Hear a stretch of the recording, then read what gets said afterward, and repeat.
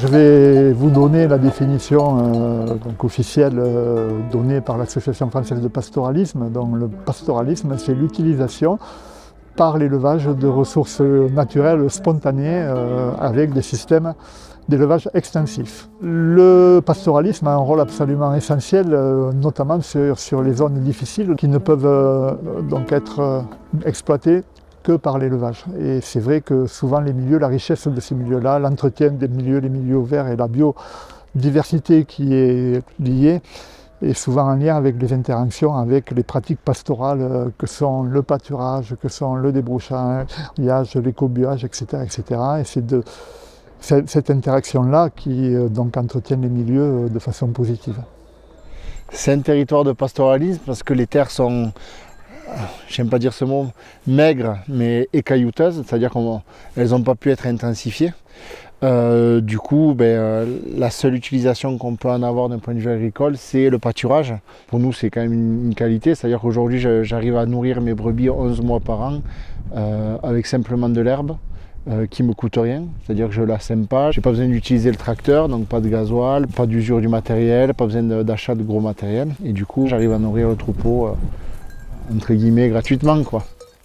Le socle de ce pastoralisme, c'est la transhumance, c'est-à-dire de permettre aux troupeaux d'aller packager l'été en montagne, de traire, transformer le lait. Et donc cette activité-là, elle est vitale pour le territoire, et c'est aussi un territoire qui accueille et qui permet donc à des gens de travailler et de vivre dans des villages de montagne, donc ça c'est très important. Donc imaginez un territoire qui se viderait de ses habitants et de ses activités, ça serait vraiment quelque chose d'assez dramatique.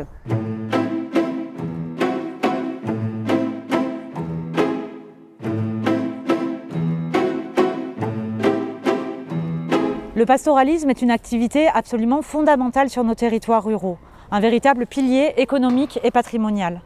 Et c'est pourquoi, il y a maintenant plus d'1 an, nous avons initié, moi Marie Pochon, députée de la Drôme, avec mon collègue Jean-Yves Bonny, député du Cantal, une mission d'information parlementaire sur la défense du pastoralisme et son rôle dans l'aménagement du territoire. Cette mission d'information, elle est transpartisane, c'est-à-dire que tous les groupes parlementaires présents à l'Assemblée nationale y sont représentés.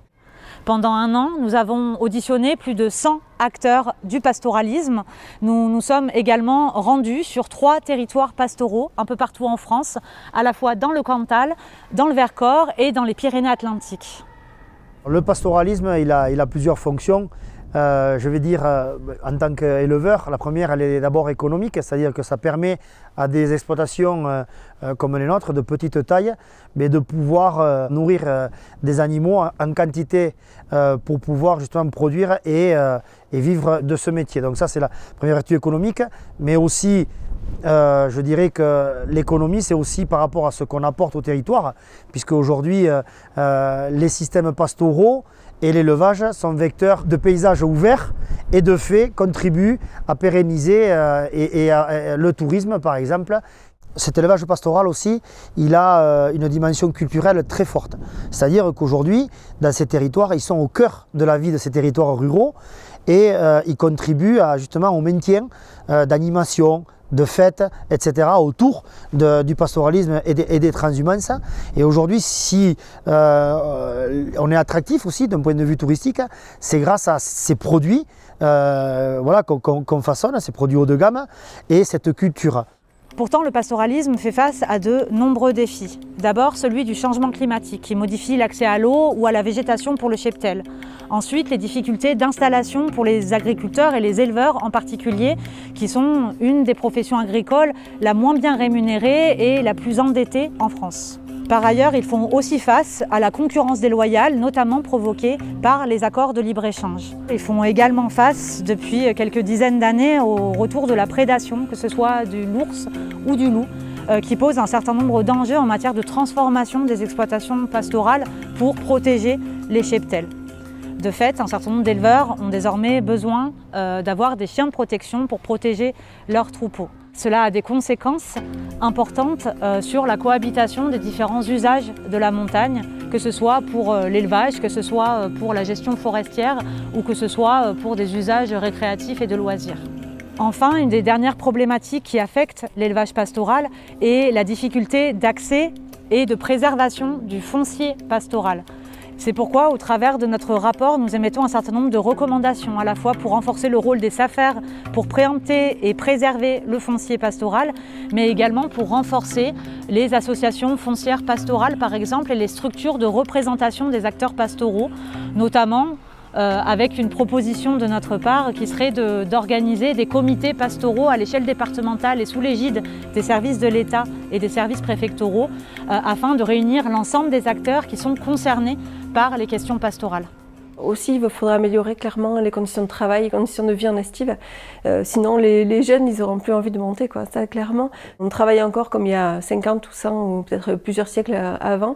On a des meilleures cabanes, déjà, c'est quand même mieux, mais il y a vraiment besoin maintenant de créer, de desservir nos cabanes, nos montagnes, avec vraiment des pistes au moins, des pistes correctes pour monter en 4x4 et monter nos machines à traire, pour traire dans des conditions correctes. On ne peut plus traire à la main, quoi. C'est des heures et des heures de traite, et des fois sous les orages, dans la pluie, sur plusieurs jours.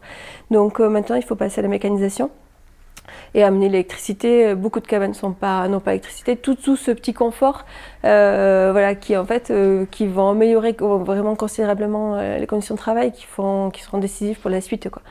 Dans la société, on n'est plus très nombreux maintenant, aussi les agriculteurs déjà, mais alors les bergers n'en parlons pas. En montagne, c'est un lieu de plaisir, de loisir pour la plupart des personnes, quoi. Ils vont courir en montagne, ils vont emmener leur famille, on est plutôt dans ces choses-là, et donc c'est vraiment qu'il y a maintenant un décalage avec nous, les bergers, et donc il y a quelque chose de très difficile à vivre, même en général, même avec les gens des vallées, hein, voilà, qui comprennent plus des pratiques qui sont faites depuis la nuit des temps, en particulier le cobuage, et on n'arrive plus, il n'y a plus ce dialogue, il n'y a plus de compréhension, et ça c'est quelque chose qui est très lourd à porter. Comment vont réagir les jeunes aussi à l'avenir? Est-ce qu'ils vont continuer à se battre pour essayer de se faire comprendre, continuer à pratiquer tout ce qui fait le pastoralisme? Voilà, ces questions-là, ça sera vraiment à résoudre pour que le pastoralisme perdure en Béarn. S'il y a un déclin pour le pastoralisme, ça serait peut-être sûrement une charge de travail supplémentaire avec le fait que les loups soient présents sur un territoire. Donc du coup, ça engendre énormément plus d'heures de travail, de surveillance. Et finalement, en bout, on n'a pas forcément le revenu qui va avec cette augmentation de travail. Après, dans le pastoralisme, il faut être passionné, aimer les animaux. Voilà, c'est plus un métier de passion plutôt qu'un métier pour avoir de l'argent ou gagner sa vie, quoi. Les activités pastorales, je pense qu'il y en aura toujours. Alors après, peut-être que dans le temps, elles évolueront, avec certainement des alpages difficiles qui seront délaissés, avec des petits troupeaux qui vont disparaître. Et j'imagine que si le chemin qui est pris actuellement continue, il n'y aura plus que des grands troupeaux qui pâtureront sur les alpages les plus favorables, et puis les plus difficiles seront abandonnés, je pense. S'il y a bien une chose qui m'est apparue évidente durant ces années où j'ai été mère et bergère également, c'est bien cette surcharge administrative aussi qui ne nous permet plus d'avancer et de répondre à ces différentes problématiques en temps et en heure. Par exemple, sur le changement climatique, on voit bien qu'il est très rapide, donc il va falloir qu'on s'y habitue, qu'on s'y adapte, et si on ne nous donne pas les moyens, notamment administratifs, rien qu'une autorisation, quelquefois il faut des années pour l'obtenir, et on voit bien que ce temps-là, on ne l'a pas. On pourrait quand même faciliter certaines procédures, et lorsqu'on y est confronté, ce découragement, il peut nuire à cette activité-là.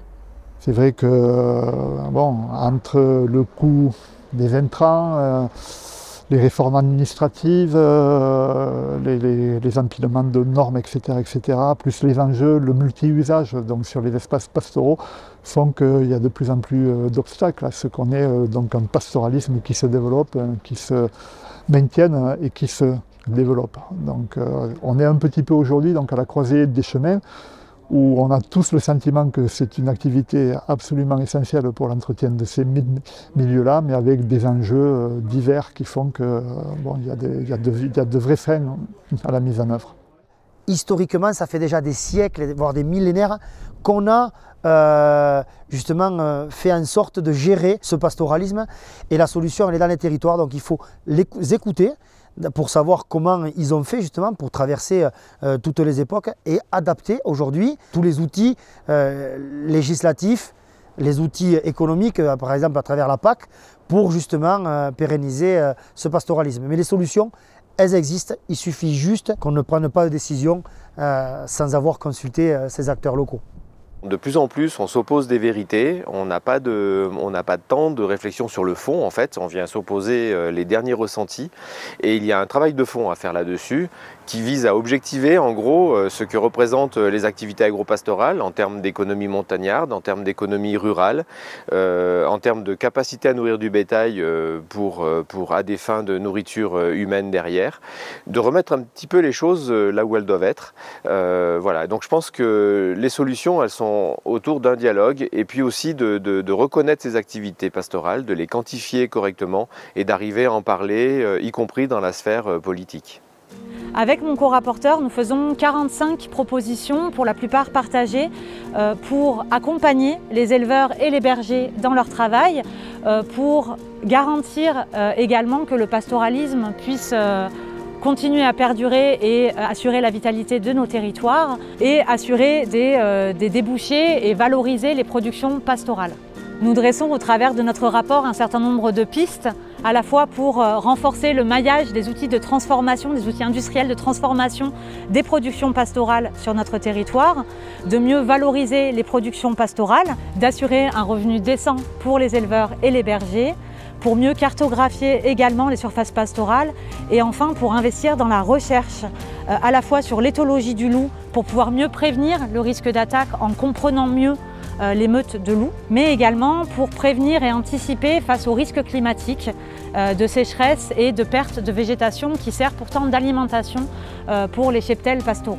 Bien évidemment, il nous faudra également renforcer les aides spécifiques à l'élevage pastoral. Je pense ici à l'ICHN par exemple, qui vient accompagner les éleveurs pastoraux dans un mode d'élevage extensif, autonome, vertueux d'un point de vue environnemental, mais également social, en ce qu'il permet la vitalité de nos territoires ruraux.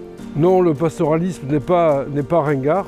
Bien au contraire, c'est pour cela que nous avons décidé de mener cette mission. Nous avons découvert une agriculture vertueuse, respectant la biodiversité. Je pense que ça c'est très important, c'est un élevage moderne. C'est peut-être même l'avenir de demain. C'est ce que recherche le consommateur, c'est ce que recherchent aussi tous ceux qui vont dans nos territoires de montagne et dans nos territoires ruraux. Nous avons rencontré des éleveurs et des bergers passionnés par leur travail, mais également des acteurs engagés sur leur territoire, que ce soit des associations ou des élus. C'est eux qui permettent véritablement la vitalité de nos territoires ruraux, mais également qui préparent l'avenir de l'élevage, un élevage qui est autonome, un élevage qui est extensif, un élevage qui est vertueux d'un point de vue environnemental et qui peut au mieux s'adapter face au changement climatique. Et bien sûr, nous ne comptons pas en rester là. Nous avons formulé une quarantaine de propositions et nous espérons que demain nous transformerons l'essai.